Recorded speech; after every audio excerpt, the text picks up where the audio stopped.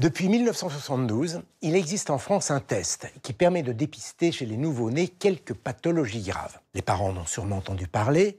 Il s'agit du test de Guthrie, du nom du médecin Robert Guthrie, qui à l'origine l'a mis au point pour dépister la phénylcétonurie. Aujourd'hui, en France, le test de Guthrie permet de dépister 13 maladies, dont la mucoviscidose et l'hypothyroïdie congénitale. L'objectif, détecter ces maladies rares chez les nouveau-nés avant l'apparition des premiers symptômes et donc de leur délivrer un traitement précoce. C'est très important car certaines de ces maladies peuvent être gravissimes si elles ne sont pas traitées dès les premiers jours de vie. Le test de Guthrie concerne tous les nouveau-nés, quels que soient leurs antécédents familiaux. Depuis sa mise en place, il a permis de diagnostiquer et de traiter plus de 30 000 nourrissons en France sur plus de 37 millions d'enfants testés. Ce test est tout simple. Après accord des parents, il est réalisé à partir d'une petite goutte de sang prélevée sur le nourrisson, en général au niveau du talon.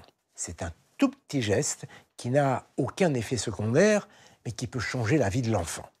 Pour vérifier si votre enfant a été testé, il existe un encart dans le carnet de santé où c'est spécifié. Jusqu'à présent, ce dépistage repose sur la recherche de marqueurs biochimiques contenus dans la goutte de sang prélevée. Mais pour certaines maladies rares, causées par la défaillance d'un gène par exemple, ces marqueurs sont absents.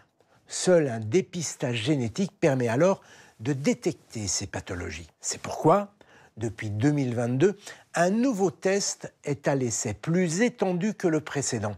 Il inclut le dépistage d'une pathologie supplémentaire, l'amyotrophie spinale. Le protocole est le même que pour le test de Guthrie, mais cette fois, le prélèvement est envoyé dans un laboratoire de génétique. Ce dépistage est effectué dans le cadre d'un programme baptisé DEPISMA. Pour le moment, il ne concerne que les régions Grand Est et Nouvelle-Aquitaine, avant d'être étendu à toute la France, si tous les feux sont ouverts.